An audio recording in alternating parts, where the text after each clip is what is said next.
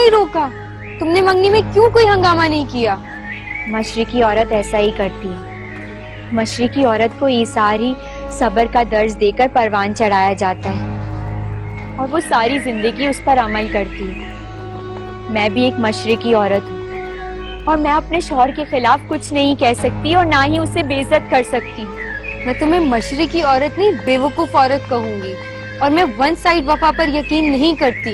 जो शख्स अपना ना हो उसे अपनाए रखने में कायल नहीं हूँ मैं। एक तो मुझे तुम्हारे हाथ का नाश्ता मिल जाता है और दूसरा नाश्ते के बाद जब तुम मुझे वहाँ ड्रॉप करने जाती हो तो मेरे ऑफिस में पूरा दिन बहुत अच्छा गुजरता है। अच्छा, और मेरा जो पूरा दिन नींद में गुजरता है उसका क्या? बाकी भाभी आप में बहुत ज़रूरत है, वरना कौन औरत आजकल अपनी सौतन की इतनी हिमायत करती है और ना ही प्यार में शिरकत पसंद करती है। वाकई फरिया भाभी आप बहुत अलग हैं, वरना मैं आपकी जगह पर होती तो ये कभी बर्दाश्त ना करती। ओह माय गॉड, आपने कैसे सब कुछ अपनी आंखों के सामने देख के बर्दाश्त कर लिया?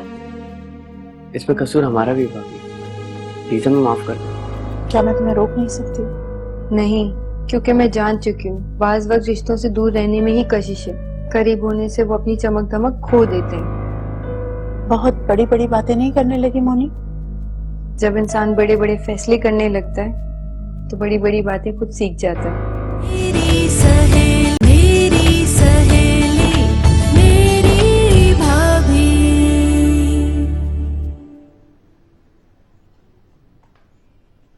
क्या बात है अम्मा, इतनी इमरजेंसी में क्यों फोन करके बुलवाया मुझे? अरे ये शुक्र करके मैंने तुम्हें यहाँ बुला लिया ताकि आराम से बैठ के बात कर सकूं। अगर ये सारी बातें मैं वहां करती ना तो वो जो तुम्हारी शाबाना खाला है ना वो ना सुन लेती। अगर उनके कान में इस बात की भनक पड़ जाती ना तो हमारा राज फाश हो जाता। क्या बात है अम्मा, इस कदर मोहतात क्यों हो रही हो? सब खैरियत तो है ना? और ऐसी कौन सी बात है? वैसे भी शबाना खाला को अब कुछ भी पता चल जाए तो मुझे कोई फर्क नहीं पड़ता। कहाँ खैरियत है, मुझे तो कभी कभी यूं लगता है कि तू भी बस निकम्मी हो गई है। मुझे बहुत फख्र हुआ करता था कभी तेरे पे, लेकिन मुझे अब ये फील होता है कि वो जो है ना शरीन, बिल्कुल तू भी उसकी तरह होती जा रही है। अरे भाई, कल कला को अपने सारिम की शादी हो जाएगी तो क्या होगा? और वो फरिया जो है मिसेस आगा के घर ऐशो इशरत की जिंदगी गुजार रही है और यहाँ मुझे देखो, मेरे तो सीने पे सांप लौट रहे हैं। तू तो भाई अपनी दुनिया में मस्त है, तुम्हें तो बात की कोई फिक्र नहीं है बिगल बजा के। बस इतनी सी बात के लिए मुझे भरी दोपहर में बुलवाने की क्या जरूरत थी? ये बात तो शाम को आराम से भी हो सकती थी। मेरीन तुझे क्या हो गया? तो बहुत बेफिक्री हो गई है भाई। उस फरिया से कहीं तुम्हें हमदर्दी तो नहीं होगी बिगल बजा के? कहीं ऐसा तो नहीं है? कुछ बता। ऐसा कुछ भी नहीं है अम्मा, महरीन अपने इस मिशन से कभी पीछे नहीं हट सकती। लेकिन आप ये क्यों भूल रही हैं कि सारिम की अभी सिर्फ मंगनी हुई है, शादी नहीं हुई। एक दफा शादी हो लेने दो, फिर इस फरीहा वाले मामले को भी देख लेंगे। और अच्छा है ना, जब तक फरीहा साहिबा भी वहां ऐश कर लेंगी, आखिर को आना तो उन्हें इसी काल कोठरी में है ना। अरे वाह भाई, अकलमंद तो तू है, ये तो मानना पड़ेगा इंसान को। मेरी तो दिमाग में ये बात आई ही नहीं। बस एक बात, इसी बात बता के ना तुमने तो मुझे खुश कर दिया। तो और क्या अम्मा, तुम तो जानती हो ना सारिम को कोई रिस्क नहीं लिया जा सकता जब तक उसकी शादी ना हो जाए। ठीक है, और बता कैसे हो?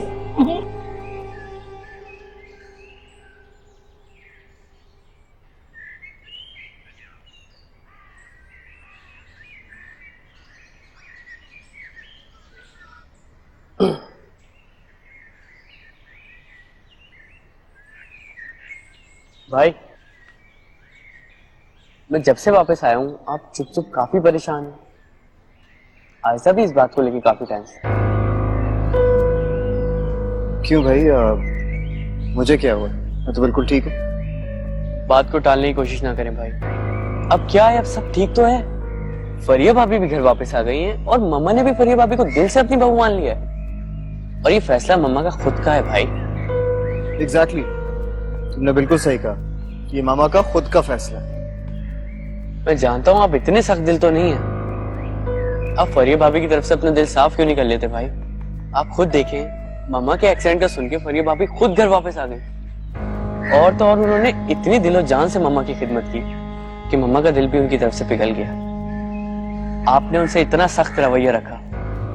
आपके और मोनी के दरमियान जो कुछ भी उनकी आंखों के सामने होता रहा, उन्होंने वो देखते हुए भी अपनी आंखें बंद कर ली। भाई आप सोच भी सकते हैं उस वक्त वो जब्ती किन मंजिलों से गुजर रही होंगी जिस वक्त आपकी और मोनी की मंगनी उनकी आंखों के सामने हुई।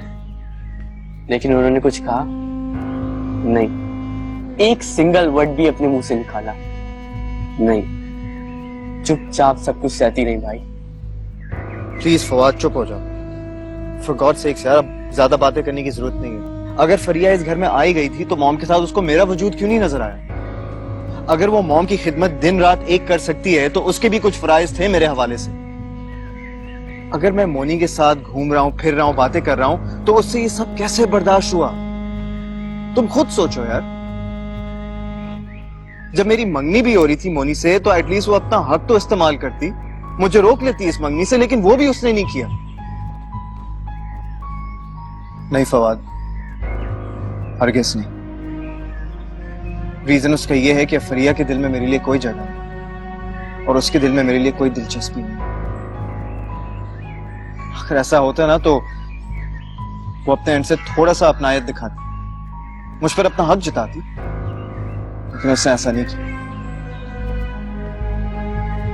और असल बात तो यह है कि मैं उसकी वजह से एक्सट्रीमली हर्ट हुआ और उसके इसी रवैये ने मुझे बहुत हर्ट किया। लेकिन भाई आप बात समझिए। फवाद प्लीज, मुझे और कोई बात नहीं करनी। जो मैंने कहना था मैंने कह दिया। Try to understand.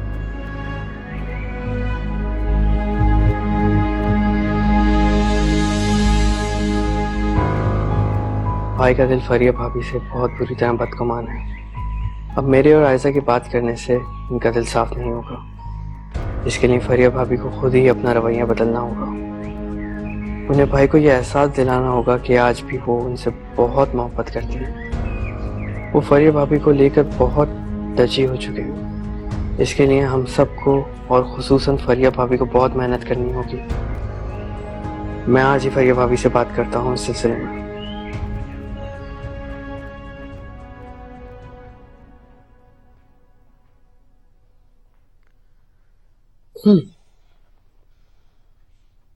भाभी मुझे आपसे कुछ बात करनी है। हाँ बोलो, क्या बात है फवाद? सब खैरियत तो है? जी खैरियत तो है। भाभी आप तो जानती है कि मैं आपको अपनी बहन समझता हूँ। मैंने कभी भी आयशा और आप में कोई फर्क नहीं समझा है। मैं आपके और हमाद भाई के मामले को लेकर काफी परेशान हूँ। इस सिलसिले में मैंने हमाद भाई से भी बात की थी। तुमने उनसे बात की? क्या कहा उन्होंने? देखिए भाभी, वैसे तो आप बहुत समझदार हैं, मुझे आपको कुछ भी समझाने की जरूरत नहीं, लेकिन फिर भी भाई आपसे थोड़ी सी तवज्जो चाहते हैं। भाई आपसे बहुत प्यार करते हैं और इसी प्यार का जवाब वो प्यार से चाहते हैं। आप तो जानती हैं हमारी क्लास में बीवी को बीवी नहीं, एक अच्छी दोस्त का रुतबा दिया जाता है। हाँ फवाद, मैं समझ सकती हूँ। बस भाभी, अब आपको हमारे भाई पर तवज्जो देनी होगी, उनके हर मामले में दिलचस्पी लेनी होगी, ताकि उन्हें भी एहसास हो कि उनका वजूद आपके लिए कितना मायने रखता है। भाभी आपको जिंदगी भर उनके साथ कदम से कदम मिला के चलना होगा, उनको साथ लेके चलना होगा। प्लीज मुझे गलत मत समझिएगा, मैं बस आप दोनों को साथ खुश देखना चाहता हूँ हमेशा। मैं ये चाहता हूँ कि आप जिंदगी भर खुश रहें, एक साथ हमेशा।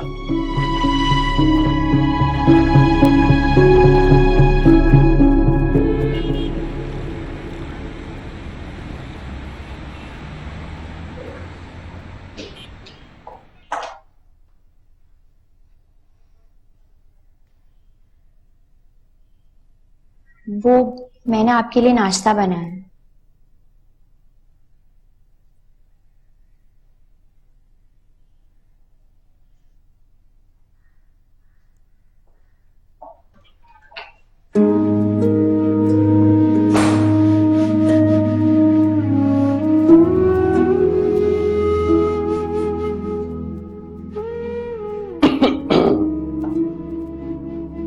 भाभी एक कप चाय और थोड़ा बहुत नाश्ता मिलेगा?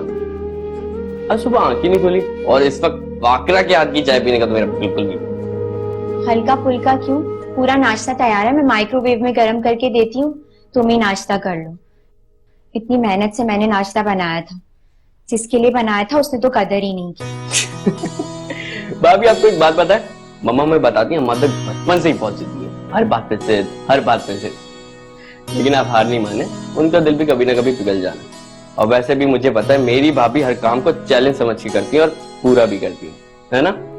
और जब आपने मम्मा का दिल जीत लिया है तो अम्माद भाई का दिल तो आपके पास पहले से है। अच्छा, आप ज्यादा बातें नहीं करो, जाओ जाके टेबल पे बैठो, मैं नाश्ता लेके आती हूँ। और मैंने भी अभी तक नाश्ता नहीं किया। आपने भी नहीं किया? दोनों साथ में करेंगे, चलिए से।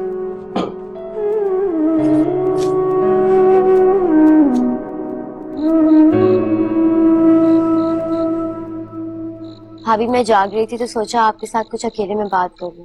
कहो आयजा, तुम्हें मुझसे क्या बात करनी? भाभी आपने मुझसे वादा किया था कि आप सारिम के सिलसिले में मेरी मदद करेंगे। अब जब मैं वापस आ गई हूँ तो प्लीज आप एक बार सारिम से मेरी मुलाकात करवा दें। आयजा, मुझे तुम्हारे सारे प्रॉमिसेस याद हैं। तुम अभी आई हो तो कुछ दिन रुक जाओ, इस बारे में हम बाद में बात कर लेंगे। भाभी मुझे ऐसा क्यों लग रहा है कि आप मुझे टाल रही हैं, आप मुझसे कुछ छुपा रही हैं। ऐसी क्या बात है? मुझे साफ साफ बताएं भाभी, जो भी बात है। वो आयजा, सारिम की मंगनी हो चुकी है। क्या? सारिम की मंगनी हो चुकी है? और आप मुझे ऐसे बता रही हैं? जब उसकी मंगनी हो रही थी तो आप कहाँ थी भाभी? आपने कुछ क्यों नहीं किया? आपको तो मैंने सब कुछ बताया था, फिर भी आपने कुछ नहीं किया। आप जानती थी कि मैं सारिम को पसंद करती हूँ, और आप मुझे इतने आराम से बता रही हैं कि सारिम की मंगनी हो गई। आयजा, तुम्हें अंदाजा नहीं है कि मैं किन हालात से गुजर रही हूँ। तुम्हें तो यहाँ के हालात सरसरी तौर पर ही पता है ना। हम्माद की मोनी से मंगनी हो रही थी। तुम नहीं जानती कि मेरे दिल पर क्या गुजर रही थी। जिसका शौहर उसकी आंखों के सामने ही पराया हो रहा हो, उस पर क्या बीतती है। इस एहसास को मैं कभी नहीं चाहूंगी कि तुम भी फील करो, क्योंकि मैंने तो तुम्हें हमेशा ही अपनी छोटी बहन की तरह ही समझा है। आई एम सॉरी फरिया भाभी, मैं जानती हूँ कि इस घर में आपके साथ बहुत बुरा सलूक हुआ है, लेकिन सब कुछ ठीक हो जाएगा फरिया भाभी। आप देखें, मॉम भी आपको चाहने लगी है, अब भाई भी ठीक हो जाएंगे। इनकी आंखों पे जो पट्टी बंधी है वो सब हट जाएगी। आप बस थोड़ा इंतजार करें, सब कुछ सामने आ जाएगा सबके। लेकिन भाभी, क्या कुछ हो नहीं सकता अब? क्या आप कुछ भी करके सारिम की मंगनी खत्म नहीं करवा सकती? आयजा, सारिम से तुम्हारी मोहब्बत और उससे शादी तुम्हारा यकतरफा फैसला है। तुम्हें सबको राजी करना ही हो, और अगर यहाँ कोई राजी नहीं हुआ तो सारिम की मंगनी को हम कैसे सीरियसली लेंगे? यहाँ तो तुम्हारी मोहब्बत के बारे में भी किसी को नहीं पता। अगर यहाँ कोई राजी नहीं हुआ तो हम सारिम की मंगनी खत्म करा के हम सबको क्या मिलेगा? भाभी प्लीज आप किसी तरह भी ये मंगनी खत्म करवा दें। जिस तरह आप भाई को मोनिका होते हुए नहीं देख सकती, उस तरह ही मैं सारिम को किसी का होते हुए नहीं देख सकती। वो मेरा है और मेरा ही रहेगा। प्लीज भाभी, आप कुछ भी करके ये मंगनी खत्म करवाएं। मैं सबको मना लूंगी, सबसे बात कर लूंगी। प्लीज आप ये मंगनी फिर खत्म करवा दें। ठीक है आयजा, मैं कुछ करती हूँ, मैं मॉम से बात करूँ।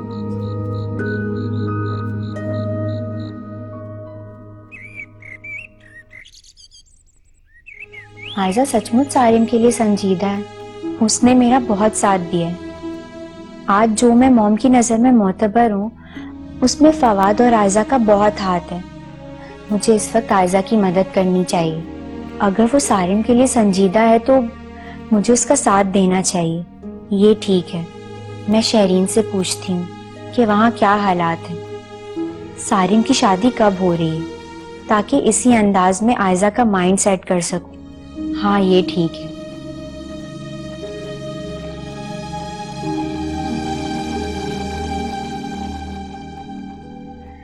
कैसी हो? अरे फरीहा बाजी, आप? मैं बिल्कुल ठीक हूँ। आज आपने मुझे खुद फोन किया, मुझे इतनी खुशी हो रही है। आप ये बताएं, आप हमारी शादी में आएंगी ना? अरे अरे आराम से शहरीन। तुमने एक सांस में कितने सारे सवाल कर डाले। अच्छा ये बताओ शादी कब है? 2 माह बाद की ही तारीख तय हुई है और सारिम भाई के वलीमे में ही मेरी रुखसती कर देंगे। मुबारक हो, मैं जरूर आऊंगी। तुम्हें दुल्हन और सारिम को दूल्हा बना देखते हुए मुझे बहुत खुशी होगी। अच्छा तुम एक बात बताओ, सारिम खुश तो है ना? बस क्या बताऊं आपको फरीहा बाजी, सारिम भाई बिल्कुल बेहिस हो चुके हैं। जो कुछ भी हो रहा है बस देखते ही जा रहे हैं, कुछ भी नहीं कहते। लेकिन लड़की वाले बहुत अमीर हैं फरीहा बाजी, इसीलिए अम्मा चाहती है कि सारी तैयारियां शादी की उनके शान शौकत के मुताबिक हो। बस इसीलिए 2 माह का वक्त मांगा है उन्होंने। अच्छा तुम परेशान मत। तो सलमा खाला सारी तैयारियां कर लेंगी। अच्छा शहरीन, मैं अभी कुछ बिजी हूँ, तुम्हें मैं बाद में फोन करती हूँ, ठीक है? खुदा हाफिज। मैं क्या करूं, आयशा को कैसे बताऊं कि वहां शादी की तैयारियां शुरू हो गई हैं। ऐसे में आयशा का सारिम से रिश्ता तय हो जाना ये कैसे मुमकिन है? मैं क्या करूं? हाँ एक काम करती हूँ, मैं आयशा को कुछ नहीं बताती। मेरा चुप रहना ही ठीक है। पहले मैं खामोश रह के सारी चीजों का जायजा करती हूँ। हाँ ये ठीक रहेगा, मैं खामोश रहती हूँ।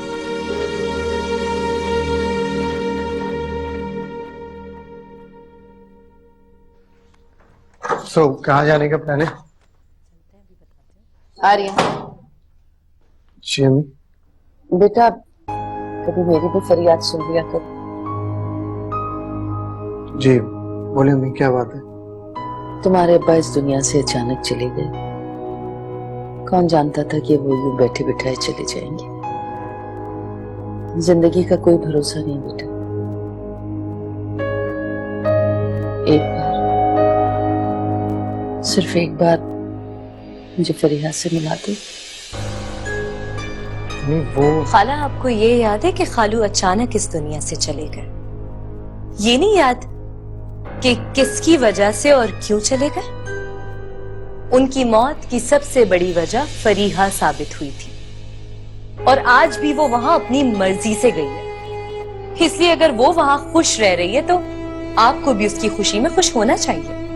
अभी मैरी ठीक है, फरिया इस घर के लिए मर चुकी है और इस घर के दरवाजे उसके लिए हमेशा हमेशा के लिए बंद हो गए।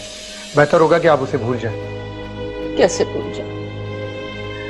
मेरी एक इकलौती बेटी, मैं उसे कैसे भूल जाऊं? हारिया, इतना जुल्म न करो, दुश्मन खुश होते। हम यहाँ प्लीज ऐसी बातें करके मेरा दिमाग मत खराब करें। चलो यार मैरी, हम चलते हैं। हर टाइम फरिया फरिया फरिया। समझ से बातें।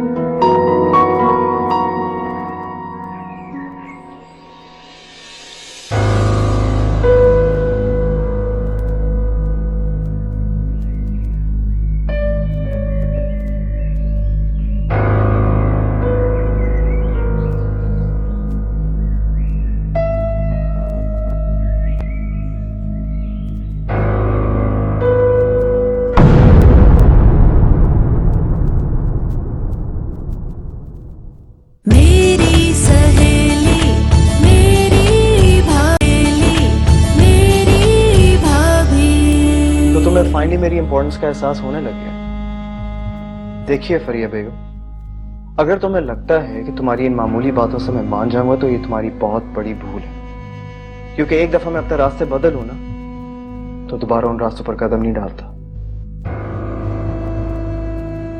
तो बेहतर यही होगा कि तुम भी अपनी मंजिल का इंतखाब करके उस रास्ते पर कदम जमाओ। शबाना खाला ने उन पर बहुत गुस्सा किया।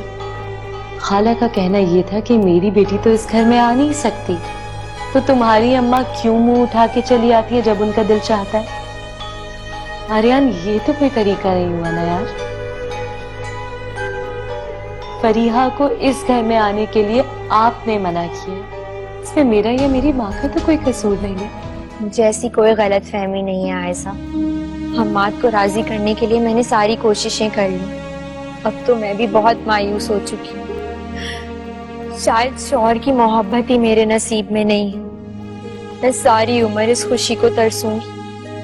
अब तो हम्माद के नाम पर ही मैं अपनी सारी जिंदगी गुजारूंगी।